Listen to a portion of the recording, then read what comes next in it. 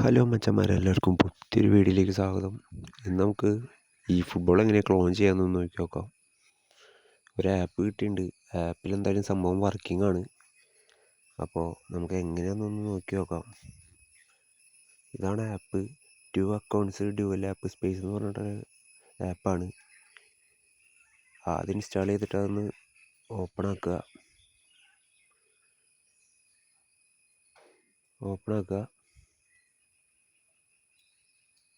Open ആക്കുമ്പോൾ ആദ്യം തന്നെ ഒരു ആഡായിരിക്കും വരിക. ആഡ് എന്തായാലും ജസ്റ്റ് ഒന്ന് കാണുക. ആഡ് കാണാണ്ട് വേറെ വഴിയില്ല. ചിലപ്പോൾ ഒരു 10 സെക്കൻഡൊക്കെ നേരത്തേക്കൊക്കെ ആയിരിക്കും ആഡ് ഉണ്ടാവുള്ളൂ. വീഡിയോ ആഡായിട്ട് വന്നാലാണ് പ്രശ്നമുള്ളൂ, അല്ലെങ്കിൽ കുഴപ്പമൊന്നുമില്ല. എന്നിട്ട് പ്ലസ് ബട്ടൺ ക്ലിക്ക് ചെയ്യുക. എന്നിട്ട് ഈ ഫുട്ബോളിൻ്റെ അവിടെ പ്ലസ് ബട്ടൺ ക്ലിക്ക് ചെയ്യുക.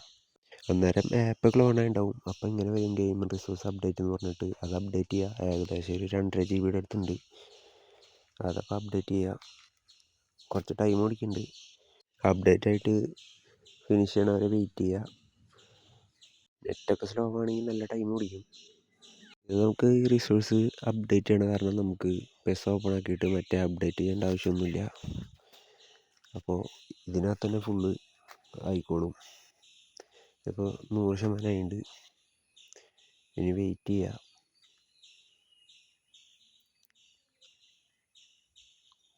കുറച്ച് സെക്കൻഡ് പിടിക്കുന്നുണ്ട് 100% ആയിട്ടും. എന്നിട്ട് ഇങ്ങനെ പ്രോസസ്സിങ് ഗെയിം ഫയൽ എന്ന് പറഞ്ഞിട്ട് ഇങ്ങനെ കറങ്ങിക്കൊണ്ടിരിക്കും. വീണ്ടും വെയിറ്റ് ചെയ്യുക. ചെറുതായിട്ടൊന്ന് ടൈം പിടിക്കുന്നുണ്ട്. അത് കഴിഞ്ഞിട്ട് ഈ ഫുട്ബോളിൽ ലോഡാവും.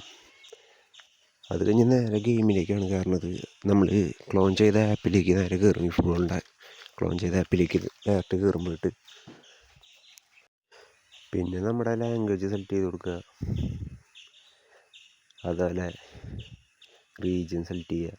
കൺഫേം അടിക്കുക. നോർമൽ എങ്ങനെയാണോ ലോഗിൻ ചെയ്യണേ അതേപോലെ.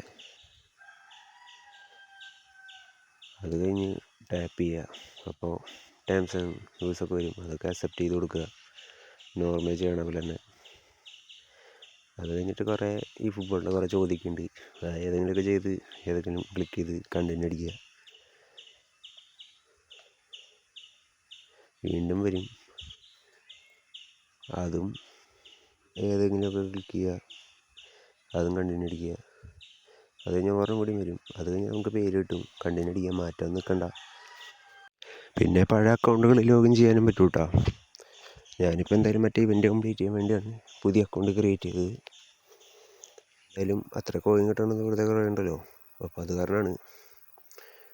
അപ്പോൾ ഈ ഫുട്ബോൾ ക്ലോൺ ചെയ്യുമ്പോൾ അപ്പം തന്നെ ഗെയിമിംഗ് റിസോഴ്സ് അപ്ഡേറ്റ് ചെയ്യാൻ മറക്കരുത്.